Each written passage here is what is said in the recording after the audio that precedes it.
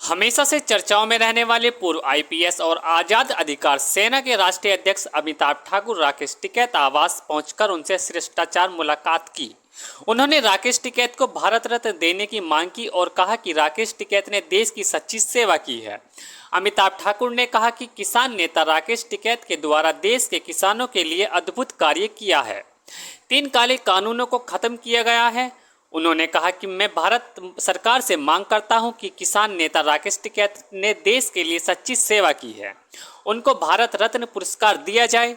उन्होंने कहा कि हमारी आजाद अधिकार सेना मांग करती है कि इनकी सेवाओं को स्वीकार करते हुए उन्हें भारत रत्न दिया जाए। गर्व का विषय है कि तमाम झंझावातों को झेल के, तमाम प्रकार की दुश्वारियों को झेल के इन्होंने किसानों की रक्षा की, देश की रक्षा की। इस दृष्टि से इनको सम्मान देने में व्यक्तिगत रूप से आया हूँ और यही बात मैंने इनको कही। मैंने कहा कि देश में सम्मान के योग्य यदि कोई व्यक्ति हैं तो उनमें प्रथम पंक्ति के व्यक्ति राकेश टिकैत साहब हैं, यह मेरा मानना है और इसी सम्मान देने के लिए मैं यहाँ इनके सम्मुख उपस्थित हुआ हूँ। नाम सरकार उसमें किसान का नाम पहला आया। ये आंदोलन पे लिखी गई, पत्रकार के द्वारा लिखी गई। बहुत बहुत ऐसा थोड़ा होगा ये लोग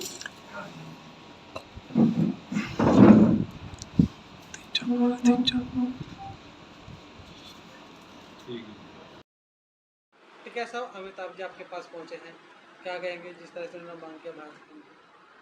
नहीं, चलो तो डिमांड है इनकी, सबका अधिकार है अपना पक्ष रखने का और इनका धन्यवाद है कि यहाँ पे आए और जाना चाहिए, सब जगह जाना चाहिए। और ये तो सार्वजनिक घर है, यहाँ पे सब लोग आते हैं। टिकैत साहब में सबकी आस्था रही है और जब ये अपने पद पे भी रहे हैं तो वहाँ पे भी उस टाइम पे भी ये सार्वजनिक काम, ग्रामीण पृष्ठभूमि के विचारधारा के काम करते थे। ठीक है साहब, जैसे जैसे 2024 के चुनाव आ रहे हैं, राजनीतिक पार्टियां आपको अपने तरफ खींचने का काम करें, इसमें क्या कहेंगे? नहीं, ऐसा कोई नहीं, ना किसी ने कभी ये कहा कि आप हमें सपोर्ट कर दो और ना जनता ये है कि वो किसी के कहने में आवे। जनता सब देखती है कि कौन क्या कर रहा है।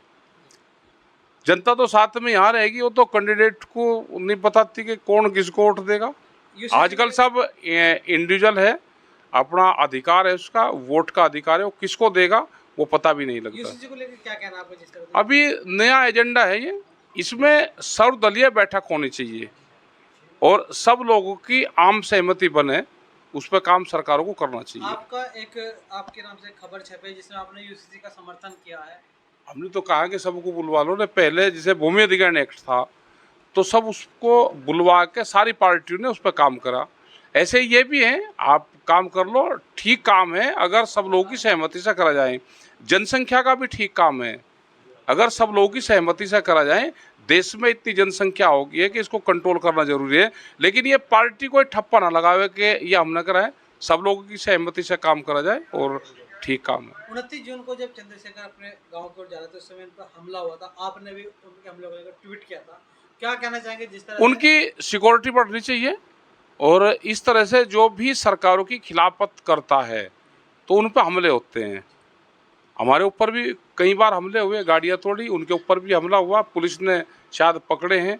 उसकी रिपोर्ट सार्वजनिक करे या पुलिस उस तथ्य तक जाए कि आदमी क्यों इस तरह का काम किसने करा है, उनको सजा होनी चाहिए। चंद्रशेखर ने एक बयान दिया था पानीपत में, जब पहलवानों के समर्थन में पंचायत हो रही थी, कि अगर पंचायत आदेश देते हैं तो हम लोग उसे वहाँ से भी उठा लाएंगे।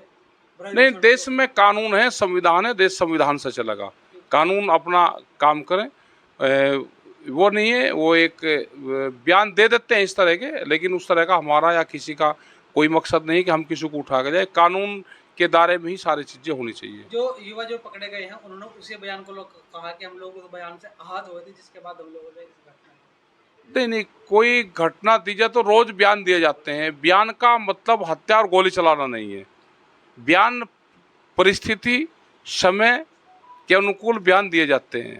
तो क्या कहना चाहेंगे सरकार से? जिस तरह से सरकार से ये है कि सिक्योरिटी बढ़ाई जाए, वही एक मकसद है। जिन लोगों ने ये करा उसके पीछे कोई गैंग तो नहीं है, कौन उनके पीछे है, कौन उस विचारधारा को बढ़ावा दे रहा है, उस पर सरकारें काम करें। Thank you. अमिताभ जी आज मुजफ्फरनगर पहुंचे, राकेश टिकैत जी से भी मुलाकात की है, क्या उद्देश्य है आज मुजफ्फरनगर पहुंचने का जो राकेश टिकैत जी से मुलाकात की? मैंने श्री राकेश टिकैत द्वारा देश के लिए, यहाँ के किसानों के लिए जो अद्भुत कार्य किया गया है, देश को उस विशेष स्थिति में बचाया गया है, 3 काले कानूनों को ख़त्म किया गया है, उसके संबंध में सम्मान देने में आया हूँ। और साथ ही मैं आपके माध्यम से भारत सरकार से यह मांग करता हूँ कि जिस व्यक्ति ने देश की सच्ची सेवा की है, श्री राकेश टिकैत को भारत रत्न पुरस्कार दिया जाए। हमारी आज़ाद अधिकार सेना इस मांग को लेकर पुरजोर आगे बढ़ेगी और हमारी मांग है कि इनकी सेवाओं को स्वीकार करते हुए इन्हें भारत रत्न दिया जाए। अमिताभ जी, जिस तरह से चंद्रशेखर आज़ाद पर हमला हुआ था, उसके पहले गाड़ी की रैकी की गई, जिसके बाद घटना को अंजाम दिया, क्या कहेंगे आप इसमें?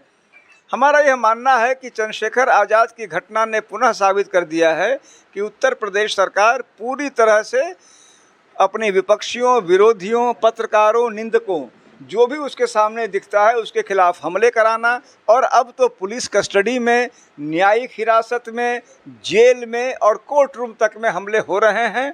संभव है कि श्री चंद्रशेखर आज़ाद पर जो हमला हुआ है वह सरकार द्वारा पोषित हो। यह भी स्पष्ट है कि इस मामले को दबाया जा रहा है। मैंने चंद्रशेखर आज़ाद जी से मुलाकात की, उनका साफ कहना है कि मामले को रफा दफा किया जा रहा है। लेकिन जो कारण बताया कि उनके बयानों से आहत होकर इस घटना को अंजाम देगा, क्या मानते हैं? जिस तरह से जो सरकार, हम पुलिस की इस थ्योरी को पूरी तरह नकारते हैं। हम ये जान रहे हैं कि जानबूझ के उनकी छवि को खराब करने के लिए और अपनी हकीकत को, यह जो हत्या का प्रयास था, वह जो लगातार मेहनत कर रहे हैं दलितों के लिए, कमज़ोरों के लिए, उस बात से परेशान होकर उनके विपक्षियों ने, विरोधियों ने सरकार पोषित ढंग से उन पर आक्रमण किया है और यह फर्जी बात कह रहे हैं कि उनसे आहत होकर वह मामले को विद्रूप रूप दे रहे हैं। अमिताभ जी, जिससे यूसीसी आ रहा है उसको लेकर काफ़ी लोग विरोध में भी है, कुछ लोग उसके पक्ष में भी है, उस पर क्या कहना? हमारी पार्टी का यह मानना है कि यूसीसी एक नया हथकंडा है, एक नया तुरूप का इक्का है। जब और सारी चालें चल दी तो अब यह एक और कुटिल चाल है, जिससे कि किसी प्रकार से जो फूट डालो राज करो का जो सिद्धांत ब्रिटिशों के लिए कहते थे, अब वह सिद्धांत हम अपनी आंखों से यहाँ देख रहे हैं। तो आप तो सही मानते हैं, गलत मानते हैं? हम यह मानते हैं कि कोई भी नियम खराब नहीं है, लेकिन उसका एक प्रॉपर ढंग होता है। आप लोगों से बात कीजिए, विचार लीजिए, उनकी राय लीजिए, एक सर्वसम्मति बनाए काम कीजिए। यहाँ उद्देश्य है कि ऐसा कुछ शगुफा छोड़ दे जिससे लोग उद्वेलित हो जाएं और उससे अपना काम बनाएं। इस कानून से कहीं ना कहीं एक समुदाय को टारगेट किया जा रहा है, वोट बटोरने के लिए दूसरे समुदाय। देखिए, मेरा सीधा कहना है कि ये फूट डालो और राज करो के लिए ये कानून आया है।